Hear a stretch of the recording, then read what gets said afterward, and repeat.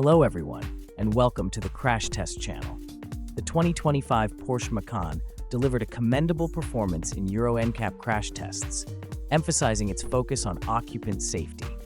The passenger compartment remained stable during the frontal offset test, providing excellent protection for all critical body areas of the driver and front passenger.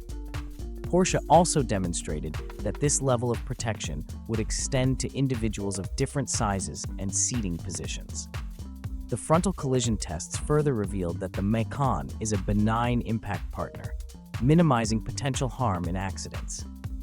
In the full-width rigid barrier test, rear passenger chest protection was rated as marginal, though all other critical areas received adequate or good ratings. Side barrier and pole impact tests saw the Macan achieving full points, showcasing its excellent side impact safety. Control of body excursion during far side collisions was marginal, but occupant-to-occupant injury mitigation measures were in place. The Macan also excelled in whiplash protection for both front and rear seats, with its advanced airbag system scoring high for driver and passenger safety. Additional safety features include an e-call system for emergency response and measures to prevent secondary impacts. Notably, Porsche demonstrated that the car's doors remain operable during submersion scenarios, adding an extra layer of safety.